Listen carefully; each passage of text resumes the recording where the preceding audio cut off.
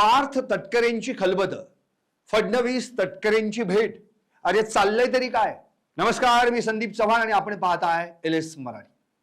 अजितदादांच्या पश्चात राष्ट्रवादीकडून नवी रणनीती आखण्यास सुरुवात झाली आहे.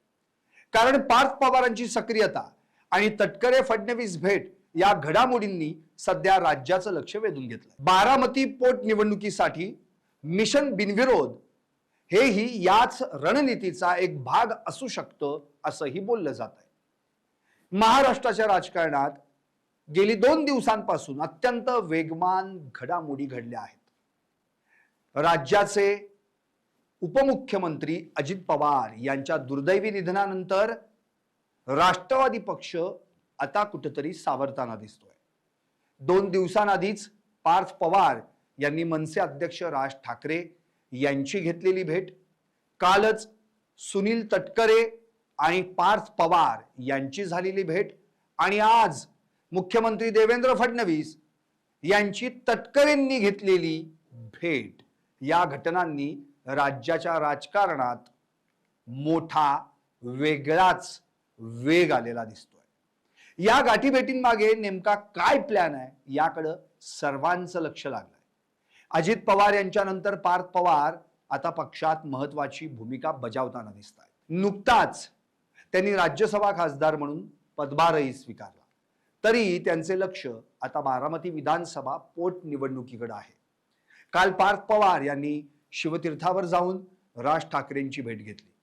सूत्रांच्या माहितीनुसार बारामती विधानसभा पोटनिवडणुकीत मनसेनं आपला उमेदवार उभा करू नये अशी विनंती पार्थ यांनी केल्याचं समजतं. अजितदादांच्या निधनामुळे निर्माण झालेल्या सहानुभूतीच्या लाटेत ही निवडणूक बिनविरोध व्हावी असा राष्ट्रवादीचा प्रयत्न आहे. केवळ निवडणूकच नाही तर आगामी महापालिका निवडणुकांसाठीही मनसेची साथ मिळावी यासाठी पार्थ पवार प्रयत्नशील आहेत. त्यानंतर काल पार्थ पवार आणि सुनील तटकरेंची एक बैठक झाली. या बैठकीत नेमकी काय चर्चा झाली हे अजून गुलदस्तात आहे. आज सकाळीच सुनील तटकरे यांनी देवेंद्र फडणवीस यांची भेट घेतली. या भेटीला राजकीय वर्तुळात प्रचंड महत्त्व प्राप्त झालंय. राष्ट्रवादी काँग्रेसनं सुनेत्रा पवार यांची विधिमंडळ पक्षनेतेपदी निवड केली. त्यानंतर राज्याच्या उपमुख्यमंत्रीपदी जरी सुनेत्रा पवार विराजमान झाल्या असल्या तरी पक्षात अजूनही अनेक महत्त्वाच्या बैठकांमध्ये तटकरेच आघाडीवर दिसत आहेत. अजित पवार यांच्या विमान अपघाताबाबत अनेक शंका कुशंका उपस्थित केल्या जात आहेत. रोहित पवार यांनीही यावर प्रश्नचिन्ह उपस्थित केलंय.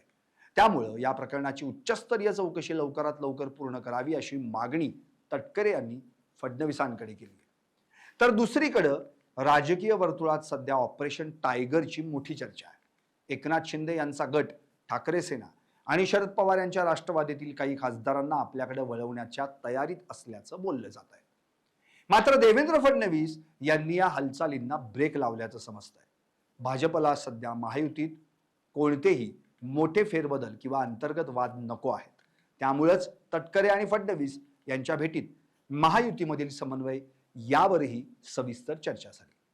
त्यातच सर्वात मोठा प्रश्न हा आहे की अजितदादांच्या निधनानंतर रिक्त झालेल्या बारामती विधानसभेच्या निवडणुकीचा सुनील तटकरे यांनीही आणि सुप्रिया सुळे यांनीही ही निवडणूक बिनविरोध करण्याचं आवाहन केलंय.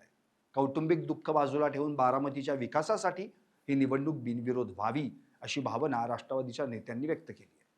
पार्थ पवार आणि सुनील तटकरे यांच्यात काल मुंबईतील पक्ष कार्यालयात जवळपास 45 मिनिटे चर्चा झाली. या बैठकीत काही महत्त्वाचे निर्णय झाल्याचं समजतं.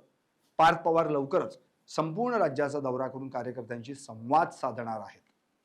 मरगळ आलेल्या जिल्हाध्यक्षांना बदलून नव्या दमाच्या तरुणांना संधी दिली जाणार आहे. पक्षात फूट पडू नये आणि भाजप सोबतचे संबंध अधिक दृढ व्हावेत यासाठी फडणवीस वेळोवेळी मार्गदर्शन करतात. अजित पवार यांच्या जाण्यानं निर्माण झालेली पोकळी भरून काढण्यासाठी राष्ट्रवादी काँग्रेस आता इमोशनल कार्ड आणि राजकीय समन्वय या दोन्ही स्तरांवर काम करत आहे. पार्थ पवारांची सक्रियता आणि तटकरेंनी फडणवीसांशी साधलेला संवाद हा याच मोठ्या प्लॅनचा भाग आहे. बारामती बिनविरोध करून आपल्या ताकदीचं प्रदर्शन करणं आणि महायुतीत स्वतःचं अस्तित्व टिकवणं हेच या सर्व घडामोडींचं मुख्य उद्दिष्ट आहे. Bureau report LS Marathi.